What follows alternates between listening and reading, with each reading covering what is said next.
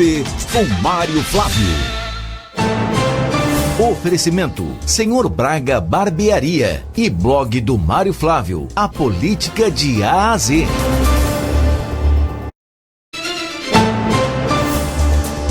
Congresso da AMUP segue repercutindo na política local. Mário Flávio já está aqui. Bom dia, Mário. Muitos encontros, muitas falas. É sempre um momento bem movimentado, né, Mário? Bom dia. Bom dia, Renata, Vitor. Bom dia a todos. Pois é, ontem foi um dia daqueles, né, que os políticos fazem o famoso teste de popularidade. Teve gente que postou aí que um ou outro foi vaiado. Para mim, vaia em evento como esse é tudo orquestrado, assim como os aplausos também, né, Renata?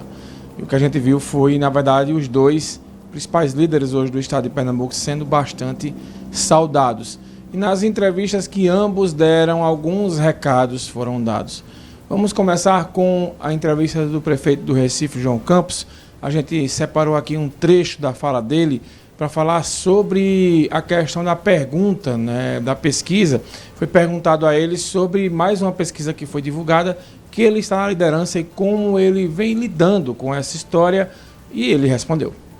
Veja, eu sempre fico feliz com o reconhecimento das pessoas, principalmente aqui da nossa cidade, que acompanham o nosso trabalho, e eu faço tudo isso com muita dedicação. A gente sabe que a eleição é no ano que vem, no tempo certo as decisões serão tomadas, no tempo certo as chapas são montadas, os partidos são coligados, mas as pessoas têm muita clareza de que o nosso conjunto apresenta uma frente de oposição ao governo do estado atual, mas principalmente o desejo de estar representando as pessoas e, no meu caso, de fazer o dever de casa. Meu dever de casa é cuidar da cidade, exercer o mandato de prefeito do Recife, mas o principal é fazer o que cabe a mim. Então, desde cedo já estou me batendo, vou estar trabalhando aqui a semana inteira e cuidar do Recife, que é a minha prioridade. Veja, a gente tem como prioridade do partido a manutenção de Geraldo Alckmin na vice-presidência da República. E de forma muito direta. Primeiro, a aliança construída em 2022, Geraldo Alckmin foi a grande figura que representou uma aliança ao centro no âmbito nacional. E por tudo que ele tem feito no governo, de lealdade, de competência, capacidade de aglutinar, então o PSB já colocou como prioridade e reafirma isso, de que a candidatura dele à vice-presidência é uma prioridade. Renata e Vitor, o prefeito começa falando, né, sobre a pesquisa, ele não dá muita ênfase, não apenas diz que agradece o reconhecimento e tal, mas não quis entrar muito a fundo nessa questão. Sobre a segunda pergunta, foi a seguinte: se o PSB vai manter a aliança com Lula para seguir com a indicação do Geraldo Alckmin na vice, e João Campos foi enfático, dizendo que ele vai manter essa aliança, que é uma prioridade do PSB, a vaga de vice, e Vitor e Renata praticamente ele coloca na conta de Alckmin a vitória de Lula. Ele deixou bem claro isso: olha, Alckmin foi o responsável para colocar o centro na chapa. Então, na opinião de João Campos aí, é essencial. Quando ele saiu desse evento ontem, ele foi para João Pessoa, né, para um evento lá que oficializou o governador da Paraíba, João Azevedo, como presidente estadual do PSB por lá. Discursou e disse que vai assumir a presença do PSB. Então, para mim está claro o jogo de João Campos. Ele vai assumir a presença do PSB nacional no mês que vem, num congresso que vai acontecer em Brasília, e ele já deixou claro ao PT: Alckmin é o vice lá, agora o PT me apoia aqui. Bom, nesse congresso da AMUP nós tivemos também pronunciamento da governadora e, ficou muito claro essa rivalidade entre Raquel Lira e Álvaro Porto, representando a Assembleia Legislativa, Mário. Isso mesmo, Vitor. Inclusive com os dois meio que nos discursos trocando farpas, né? Com Álvaro Porto cobrando o pagamento das emendas de forma integral. Raquel foi na fala e disse que já foi a governadora que mais pagou emendas. Enfim, e hoje começa a tramitar na Assembleia aquele empréstimo, lembra que a gente falou há umas 2 semanas, de R$1,5 bilhão que a Assembleia Legislativa ameaçou travar, e também a nomeação do novo administrador do Fernando de Noronha. A governadora foi perguntada sobre isso. confiante em mais uma vez ter aprovado, por imensa maioria da Assembleia Legislativa, mais um pedido de empréstimo e de financiamento. Esses recursos da ordem de R$1,5 bilhão servirão sobretudo para que a gente possa avançar em estradas, água, saúde e segurança para o nosso estado. E da mesma forma que a gente tem feito com o volume de recursos que a gente tem implantado em Pernambuco e é que a população do estado pode ver nas estradas, na água, na mudança que o governo do estado vem imprimindo em cada região de Pernambuco, e também poder fazer através do empréstimo que será aprovado e, da mesma forma, com a aprovação do novo nome do administrador Fernando de Noronha o mais rápido possível, para que a gente possa ter a liderança do administrador trabalhando na ilha, fortalecendo cada vez mais o trabalho que o governo do estado vem fazendo lá. Nós estamos trabalhando em parceria com todos os ministros da Presidência da República. A gente tem feito em parceria com o ministro Silvio Costa Filho, a dragagem do Porto Externo de Suape concluída, a dragagem do Porto Interno de Suape que está sendo em processo de licitação, a requalificação do mole, tudo isso para trazer os navios de maior carga que permitem a Petrobras, inclusive, poder cumprir o seu papel. Aquele foi assinado desde a instalação do primeiro trem da refinaria. Estamos avançando com, em breve, poder anunciar o edital de licitação das obras do aeroporto de Caruaru. Foi expandido o aeroporto do Recife, de Petrolina. Estamos fazendo o aeroporto de Serra Talhada. Tudo isso através de parcerias firmes e sólidas com o ministro Silvio Costa e também com os demais ministros da Presidência da República. Pronto, tá aí a fala da governadora. Essa segunda parte que ela fala sobre o ministro Silvio Costa Filho foi porque, Vitor e Renata, o ministro perdeu um prefeito aliado aqui pertinho da gente, na cidade de Lajedo, para o deputado federal Felipe Carreiras. E isso irritou bastante o Silvio Costa Filho, que aproveitou em uma entrevista a Magno Martins e disse: não tem nada definido sobre a eleição 2026. Até então, Silvio Costa Filho estava muito próximo de João Campos, mas essa furada de olho que aconteceu do Felipe Carreiras com o Silvio Costa Filho, que tomou esse prefeito dele, irritou ele bastante, e ele, por meio da entrevista, disse que não tem nada definido. João Campos tentou evitar, falou com o Felipe Carreiras, disse: bicho, claro que ele não disse desse jeito, né? Mas ele disse: bicho, vai lá, não vai tomar o prefeito do cara, o cara é ministro, quer ser senador, eu tenho que arrumar ele aqui. Mas Felipe Carreiras foi lá, tomou o prefeito, gerou uma crise na base de João, e Silvio Costa Filho prontamente disse que não tem nada certo para a eleição do ano que vem. Falando em eleição do ano que vem, duas movimentações ocorrem hoje que podem mudar o cenário político aqui, o mapa político de Pernambuco. A primeira é uma foto que a gente vai chamar, essa foto foi postada ontem, mais ou menos quase 11h30 da noite, que estão na foto Miguel Coelho, Fernando Filho, que é irmão de Miguel Coelho, e os da Fonte. Tem Antônio Coelho também, que é deputado estadual, e os da Fonte, Lula e Eduardo. O que é que essa foto tem de importância no mapa político de Pernambuco?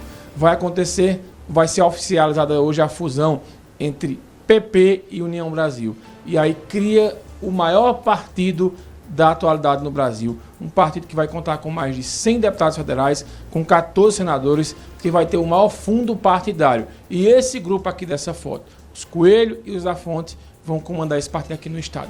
A pergunta que fica, Vitor e Renata, e eu posso fazer até para vocês: para onde vai esse partido? Ele vai apoiar a Raquel ou vai apoiar João Campos? Nessa foto, Miguel Coelho está mais próximo de João e os da Fonte estão mais próximos de Raquel. Eu não sei como é que eles vão resolver isso. Eu até conversava ontem com o Miguel, mandei mensagem para Miguel Coelho, já tarde da noite. Disse: Miguel, e aí? Ele botou RS. Ele disse: você está muito curioso e muito apressado. Aí eu fiz um joinha para ele, né? Mas essa foi a resposta do Miguel. Mas sem dúvida, essa vai ser, como o professor Marco Aurélio gosta muito de falar, a joia na noiva. A noiva da eleição vai ser esse partido novo, porque ele não só vai trazer fundo partidário, como ele vai trazer um bom tempo aí de rádio e televisão para a campanha do ano que vem.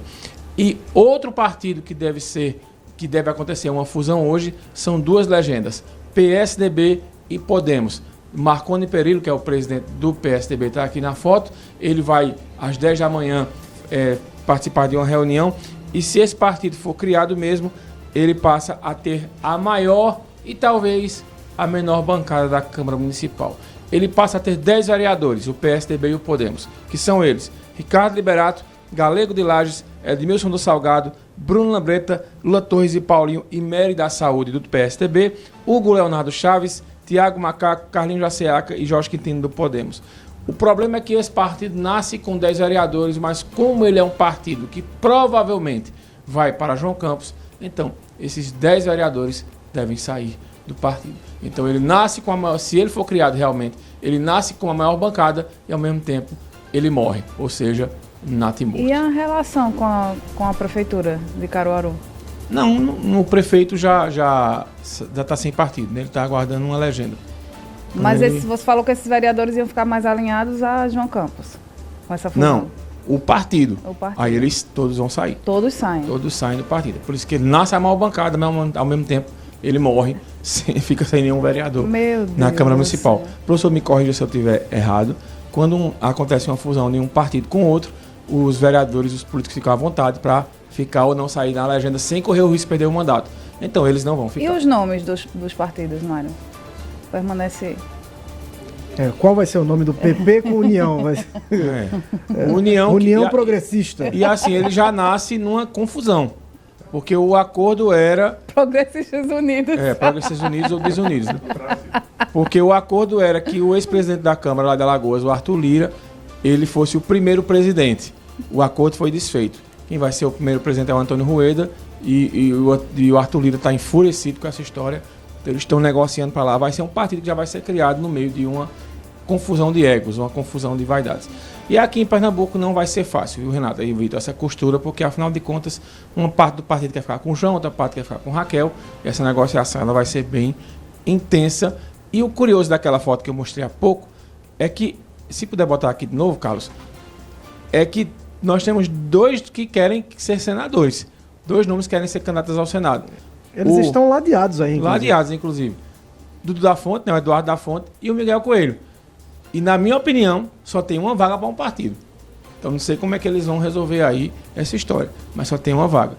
E para a gente encerrar, lá em Mato Grosso, ontem, uma sessão na Câmara Municipal terminou literalmente na mão, com 2 vereadores começando um bate-boca e terminou desse jeito aqui. Não, está passando por cima da sua decisão. Aí que eu te pergunto, cadê o companheirismo? Não está tendo companheirismo? Vereador, pela ordem. Vereador Geraldo. Me respeita, rapaz. Vereador Geraldo. Puta que pariu, rapaz. Me respeita. Vereador Geraldo.